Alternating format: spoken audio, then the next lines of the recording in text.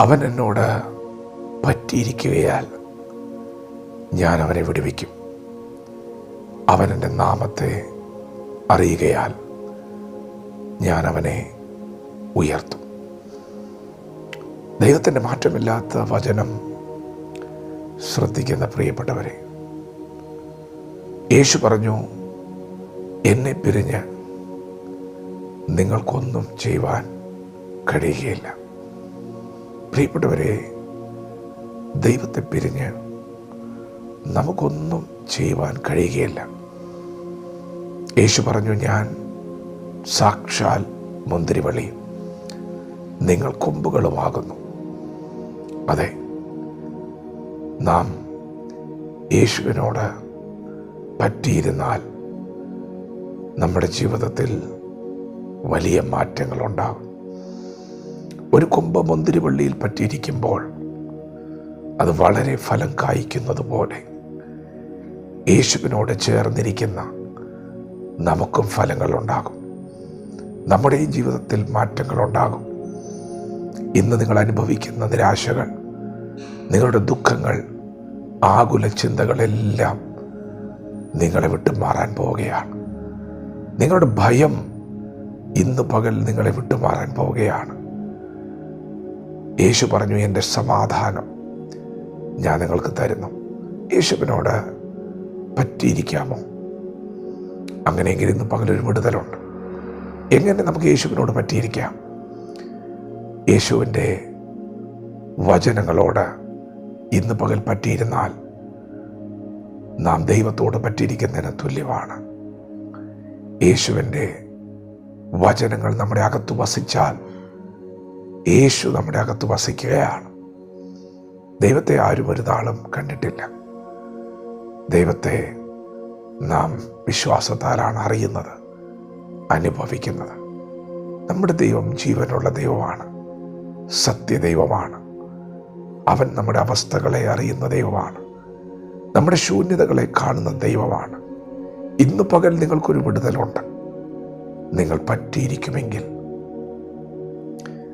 Hannah ദൈവസന്നിധിയിൽ പ്രാർത്ഥിച്ചപ്പോൾ ദൈവം ഹന്നയ്ക്കൊരു മകനെ കൊടുത്തു. ഹന്ന ദൈവത്തിനൊരു നേർച്ച നേർന്നിരുന്നു.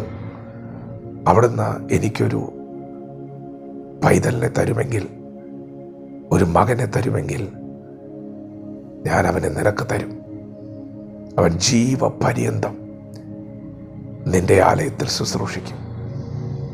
ഹന്ന പ്രാർത്ഥിച്ചതുപോലെ ദൈവം ഹന്നയ്ക്കൊരു മകനെ കൊടുത്തു. അവൻ്റെ പേരാണ് ശമൂവേൽ. ശമൂവേൽ ആലയത്തിൽ ശുശ്രൂഷിക്കുന്ന കാലഘട്ടം, വചനം ദുർലഭമായിരിക്കുന്ന, ദർശനമേറെ ഇല്ലാതിരിക്കുന്ന കാലഘട്ടമാണ്. എങ്കിലും അവൻ ദൈവത്തിൻ്റെ പെട്ടകത്തോട് ചേർന്ന് കിടന്നു. ദൈവത്തിൻ്റെ സന്നിധിയിൽ പരമാർത്ഥതയോടെ ശുശ്രൂഷ ചെയ്തു.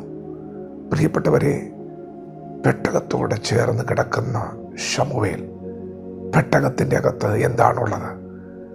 ദൈവത്തിൻ്റെ പെട്ടകത്തിൻ്റെ അകത്ത് ദൈവത്തിൻ്റെ മാറ്റമില്ലാത്ത വചനമാണുള്ളത്. വചനത്തോടെ ചേർന്നിരുന്ന ശമൂവേൽ ദൈവത്തിൻ്റെ ശബ്ദം കേൾക്കുവാൻ തുടങ്ങി. വചനത്തോട് പറ്റിയിരുന്ന ശമൂവേലിൻ്റെ ജീവിതത്തിൽ അസാധാരണമായ മാറ്റങ്ങളുണ്ടായി. അവൻ ദാൻ മുതൽ ബർശേബ വരെ ദൈവത്തിൻ്റെ വിശ്വസ്ത പ്രവാചകനായി എഴുന്നേറ്റു. പ്രിയപ്പെട്ടവരെ, പറ്റിയിരിക്കാമോ? അങ്ങനെയെങ്കിൽ വലിയ മാറ്റങ്ങൾ ഉണ്ടാകും. ദൈവം നിങ്ങളുടെ അഡ്രസ്സ് മാറ്റും. ദൈവം നിങ്ങളുടെ കുടുംബത്തിൻ്റെ അഡ്രസ്സ് മാറ്റും.